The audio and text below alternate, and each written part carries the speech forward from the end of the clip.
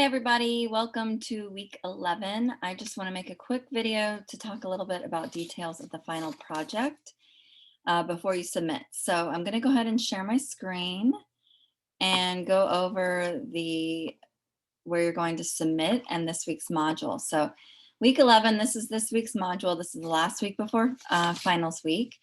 And I have a little introduction here under week 11 along with some announcements. And actually, that's where you found this video.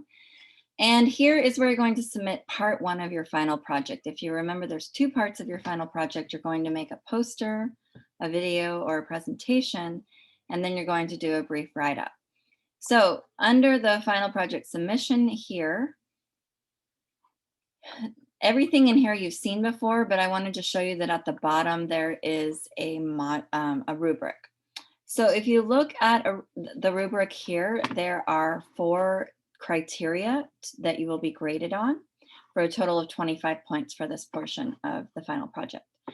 The first part is project content, and what I really want to highlight here is that in addition to what you did for your midterm, you're going to be also including the science and the statistics of your project. So this is a science course, and one of the great ways to make a presentation strong is to include data and evidence. And so you can see for full marks here, excuse me, it says project covers the science in depth and includes statistics throughout the project to support the research. And then as just like the last presentation, you will include visuals throughout the project. So this doesn't just mean at the beginning, but throughout the project that really enhance the project. And a lot of you did that really well on the midterm. The next criteria is a minimum of 5 citations, and these need to be in MLA or APA format for full credit in this section. If you haven't used MLA or APA format before, you can search those. And a really great thing to use is something called a citation machine or a citation generator. And those are free programs where you can plug in a website or a resource that you used, and it will automatically generate the citations in MLA or APA format. And then lastly, 5 points for really making sure that you edit your document and that you're submitting a polished product. And so that would be checking your spelling and punctuation and formatting. And if you look at if you're using Google Slides or PowerPoint or Keynote, they all have a tool for this in the menu options. So often under tools or formatting. And so this is good practice in general for college and career related presentations. So that's what how I'll be grading and how other students will be peer reviewing using this rubric. And you'll also be sharing your final presentation just briefly. So what I'd like you to do is share, what did you learn about your project that you would like to share? So this doesn't mean to just post your entire project. So write 3 to 5 sentences or 3 to 5 bullet points. What did you take home from this and what do you want us to know? And you can post links or pictures that you found especially interesting, and you can also post a link to your project if you'd like. And so next week, we will be doing peer reviews of your projects, and also you'll be commenting on these discussion posts next week. So the interesting thing about the finals week, which is next week, is that school actually ends on the 25th. So you'll have a little less time than our normal classes, our normal weeks, because school ends on the 25th and graduation's on the 26th. For those of you that are graduating, congratulations. So anyway, next week, all that you have to do is post your 2-page double-spaced write-up, just sort of reflecting on what you learned for your project. And you'll be doing the peer reviews and you'll be commenting on the discussion posts. So it's a pretty straightforward week next week with no final exam.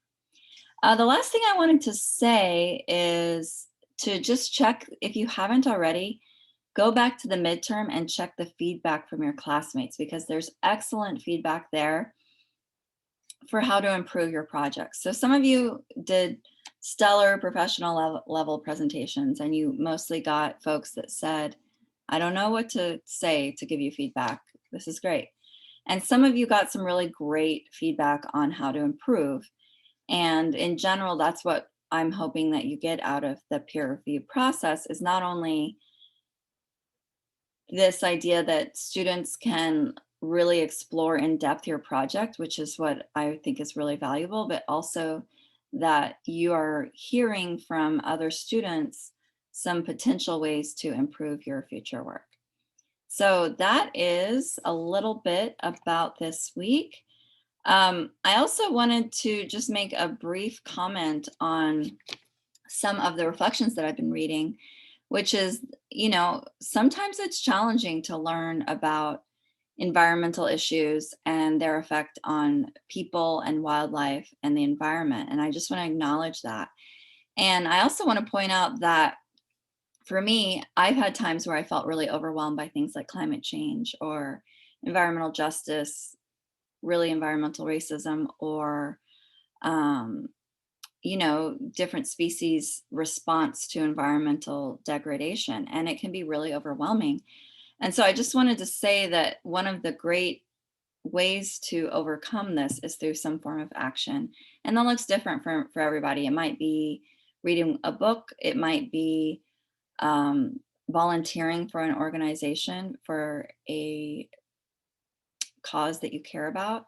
It might mean writing your representatives. It might mean making a video and posting it on social media. It might mean just sharing things on social media that you think are helpful and interesting for amplifying what's going on with the environment. But generally, what I find is that action is the solution to that sort of like, uh, this overwhelm that happens from environmental learning about the environment, and how that can be a little bit sad and stressful. So just a little feedback about that and what I do. And I have a lot of other resources if any of you are interested and you'd like to learn more about how to move through those feelings around learning about the environment. So feel free to reach out to me if you'd like to learn more about that. And I'm also teaching an environmental studies course this summer where we learn a lot about the human components of the environment. So a lot more about sustainability, about laws, about a lot about environmental justice. And I find that to be a really hopeful course as well. So just a couple ideas on that. I hope you'll have a great week. I'll see any of you that are interested in office hours next Monday. And take care and have a great week.